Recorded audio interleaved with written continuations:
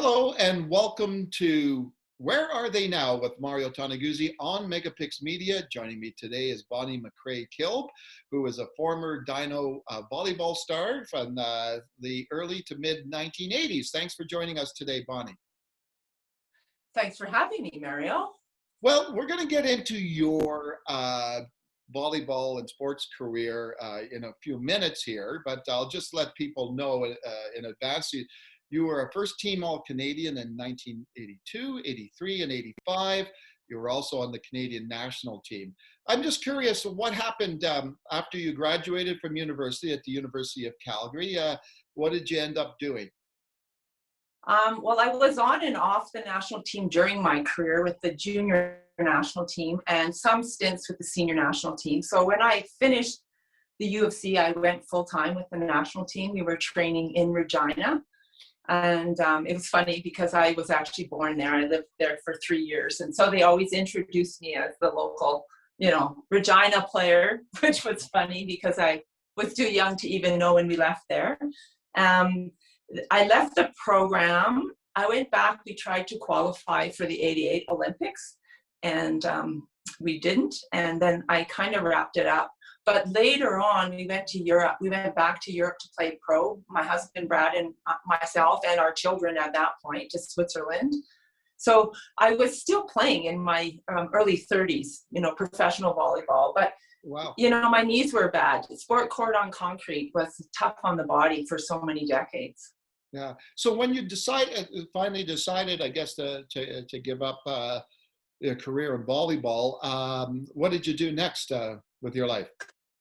Well, I started having children. Our son was born in 87, and then in 1990, 2 kids. And I was doing creative things then. My primary goal was to raise boys. I was coaching at the U of C as an assistant coach. We switched our training times from the evenings to the very early mornings. And it was wonderful coaching women and hauling the 2 boys up in baby seats and parking them behind the soccer net and coaching from 5:45 till about 9 a.m. And then I would head home with the boys, and it worked out well. And on the weekends, we're on the road. It's tough, but it was fun. Yeah. What did you study when you at university? I studied kinesiology with a minor in fine arts. And when I finished that program, I started in the Masters of Environmental Design, but I never finished that because I went back to play volleyball. Okay. And but I did end up going and having a career in interior design, but I never became an architect. Oh, okay. Then, so what kind of things did you do in your career as interior design? Was it for homes or? Yeah, mostly residential. I worked with my mother, who started business about 20 years before I joined her, 15 years before I joined her. We did mostly residential renovations, lots of decorating, sometimes actual renovating and design. I love doing the cabinetry and the drawings and the technical stuff. And I worked with her for 25 years. And then 10 years ago, I had I wanted to be creative more of the time, Mario. Yeah. So I kind of phased myself out of doing interior design and started painting full time. Oh, wow. And I presume that's what you do now, is painting full time? Yeah. It's kind of funny. It's like a collision. I was this jock, but I had this artistic side, which is a bit of an odd combination. But so my transition actually was, but Brad and I were technical officials at the London Olympics. So although I never played in the Olympic Games, I got there as a volleyball official, which was a real thrill with my husband. And that was sort of the end of my interior design career. And I came back and started painting the week after the test event in 2011. And it was, it was kind of this weird way it all worked out, but that was sort of my end point. You have to back that up so you don't have someone's roof off their house and then you retire in the middle of it. But that was a significant change for me from a career. So just curious, the painting behind you, is that one of yours? Well, yes, it is. I did a whole series of these. I'm not actually an abstract artist, but this series kind of took a life of its own. And has a lot of meaning for me. I don't want to let go of this one. And that's the only painting I've ever painted that I don't want to let go of. So I thought it was appropriate to be sitting in front of it. Well, that's super. How would you describe what your art is and what you do? I would say I'm probably a contemporary expressionistic artist. People might throw abstract in there, but other than this piece I'm sitting in front of, often you know what it is. But it's you really use my imagination. You'd know if it was a forest, you'd know if it was a house or a landscape. But I try not to get too literal. And my paintings are really busy, and I think it's kind of like my personality and my mindset. So, where does someone find your paintings? I have gallery representation at the Blue Rock Gallery in Black Diamond, and pre-COVID, pre-pandemic, I did a solo show once a year in the fall, which was, I kind of worked for a year for that.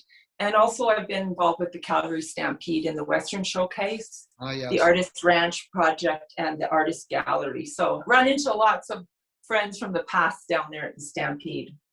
So I also see that you have your own website, right? Do you sell paintings off the website, or? I do. I sell most paintings to people I know. I'm quite active on Instagram. I do have a website.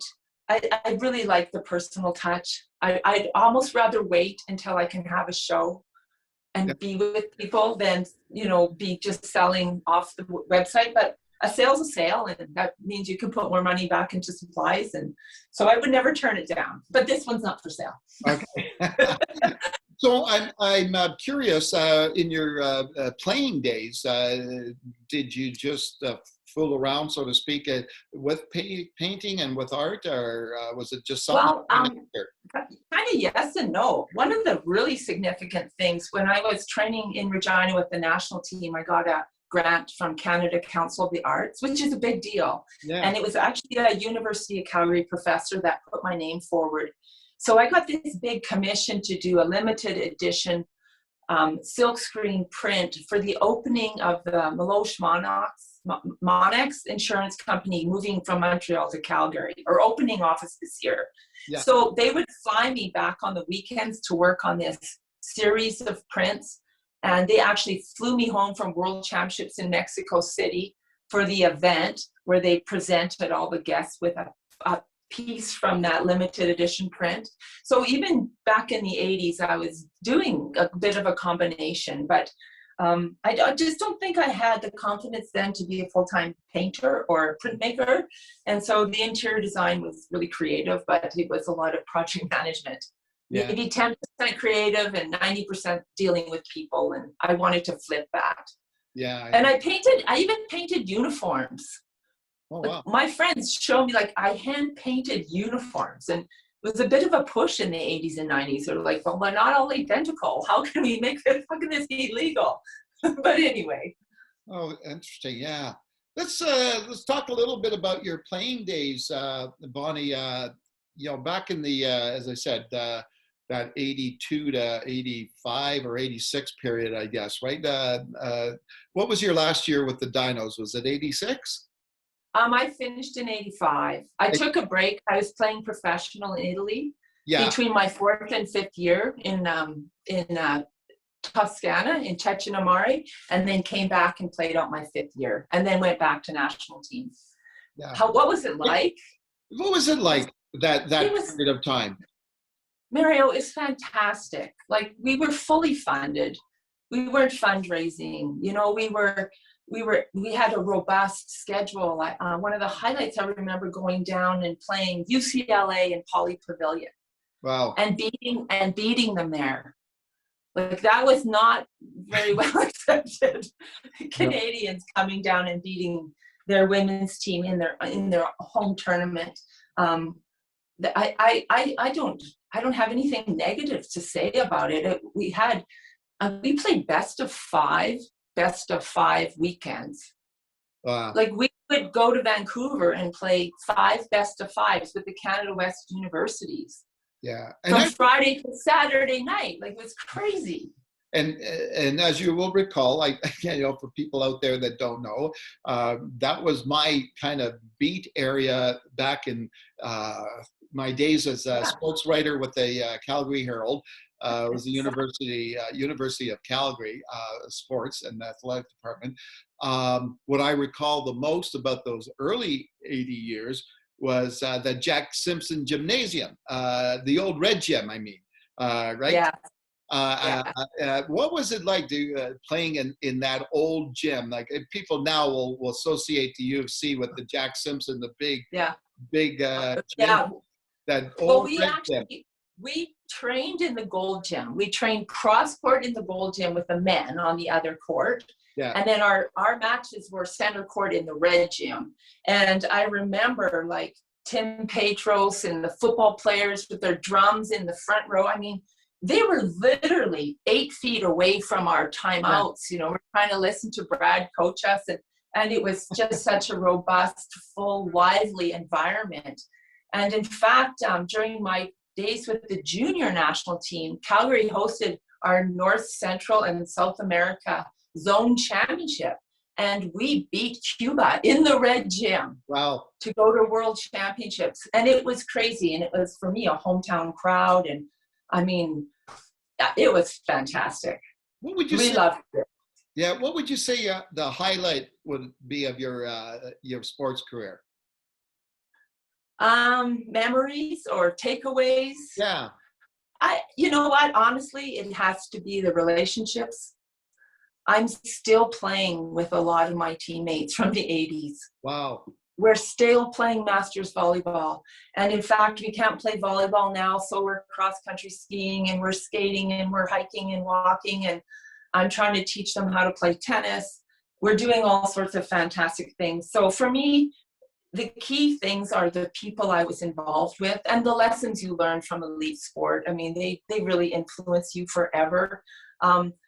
I, of course, have great memories of traveling with Dennis Cadats and so much fun, and Jack Newman and you guys were informed, and people in the public knew about us. You wrote page-long articles. I mean, we can't even find amateur sport now. So that's why I say we were so blessed. We were really fortunate. What were, it was one of the questions I was going to ask you, I kind of alluded to, but what were some of the key lessons you think you learned from sports, from volleyball, that stuck with you for life, whether it was in your professional career or just in personal life? Well, Mario, there's probably a bit of a twist versus maybe other athletes you've talked to. I don't know if you're aware of or not, but Brad and I lost our son 4 years ago. Brett, who was a Dino athlete. He was just about finished his orthopedic surgical residency to become a spine surgeon. He collapsed jogging. And then last November, Brad's son, my stepson, Brad Jr., passed away in his sleep. So we've lost 2 sons, and you know, I don't want to take away the grief process and the loss being connected to the love. But one thing we learned in sport, and we learned it artificially, but like you asked, how does it translate to life? We learned to control the controllable. And so you have a tragedy like this. We've lost 2 kids, every parent's worst nightmare. And you know what? We are finding joy. We are surrounding ourselves with beauty and finding a reason to be happy and to keep on living. Don't get me wrong. It takes a lot of effort, but I think in a very artificial way, sport teaches you to do what you have to do, whether or not you're comfortable. And the training, you're not comfortable in the training, but you have to do it. So in something so enormous as a loss of a child, so many things that we learned in sport are really helping us now. And people are like, they can't believe how well we're functioning and how Brad's still teaching and bringing joy to his students. And our boys wouldn't want us to be any other way. And don't get me wrong, there's still lots of loss and tears because that's connected to the love. But I really think our environment, our relationships from sport, the community and family around us, and just the resiliency But I never would have guessed that. I never would have guessed sport could teach you deal with the loss of a child or two. But it also, I think, teaches you to deal with losses, right? And I think Yeah. that's one of the things that in many of the athletes that I've spoken to, and asked this specific question, they talk a lot about that aspect of it, that, you learn how to fail. You learn lessons from failing and losing, etc. I think there's that famous line from basketball star Michael Jordan about how many shots he missed, right? Yeah. As opposed to how many that he sunk. And so I think that's a common thread, I think, with a lot of athletes, and it's particular with the really successful ones, that they learn how to cope and deal with loss and move on from that. Well, yeah, like when you learn in sport that you can't change a situation, we were always trained to, it was more about executing than winning. We didn't play to win, we played to execute. And the byproduct of executing can be a win. Yeah. If you're a better team. But if you play to win and you play poorly and win, that's not a victory. If you play to win and get beaten by a better team, that's not a victory. So that comes back to the same kind of thing, like acceptance of, learning the tools to be as good as you can be. And when it's not, how to recalibrate. When life doesn't roll out as we expect, yeah, sport teaches us how to recalibrate and how to keep functioning and how to reset. Yeah, you bet. All right, super then. Well, Bonnie, this has been an absolute pleasure. I appreciate you taking the time to spend with us on this. Well, thank you very much. Thanks for touching base with all us old dinos. And say hi to Brad. Say hi to Brad for me. I haven't seen him for a few years. I will, for sure. You take care, Mario. Okay, thank you. That was Bonnie MacRae-Kilb, a former University of Calgary Dinos volleyball star in the early to mid 1980s. This has been Where Are They Now with Mario Toneguzzi on Megapix Media. Thanks for joining us today.